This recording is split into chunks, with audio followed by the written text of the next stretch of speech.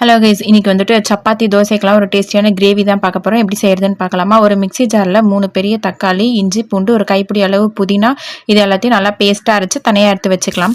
இப்போ ஒரு வானலில் வந்துட்டு ஒரு 5 டேபிள் ஸ்பூன் அளவுக்கு எண்ணெய் சேர்த்துட்டு அது கூட சோம்பு, பிரியாணி ஸ்பைசஸ் எல்லாம் சேர்த்துட்டு ஒரு 3 பெரிய வெங்காயம் பொடிசாக நறுக்கி சேர்த்து வெங்காயம் நல்லா வதங்கணும். வதங்கினதுக்கு அப்புறமா நம்ம அரைச்ச அந்த தக்காளி பேஸ்ட்டையும் உள்ளே சேர்த்துட்டு நல்லா ஒரு 2 மினிட்ஸ் கொதிக்கட்டும். கொதிச்சதுக்கு அப்புறமா நம்ம மசாலாலாம் சேர்த்துக்கலாம். காரத்துக்கு மிளகாத்தூள், கரம் மசாலா, கொஞ்சமாக மஞ்சள் தூள், அப்புறம் காஷ்மீரி சில்லி பவுடர் இதெல்லாத்தையும் சேர்த்து நல்லா மிக்ஸ் பண்ணி விட்டுக்கலாம்.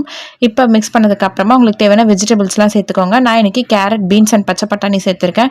உங்களுக்கு வேணும்னா காலிஃப்ளவர் அப்புறம் பொட்டேட்டோலாம் சேர்த்துக்கலாம். இப்போ கிரேவிக்கு தேவையான அளவு உப்பு சேர்த்துக்கலாம். ஒரு 1.5 ஸ்பூன் உப்பு சேர்த்துட்டு 1 கிளாஸ் தண்ணி சேர்த்து கொதிக்கட்டும். ஒரு 5 நிமிஷம் கொதிச்சதுக்கு அப்புறமா நான் ஒரு பெரிய கிளாஸ் அளவு தேங்காய் பால் சேர்த்துருக்கேன். தேங்காய் பால் சேர்த்ததுக்கு அப்புறமா ஒரு 10 நிமிஷம் கொதிக்க விட்டு இறக்குனா சூப்பரான கிரேவி ரெடி. கண்டிப்பாக நீங்களும் இதை ட்ரை பண்ணி பாருங்கள். தேங்க்யூ.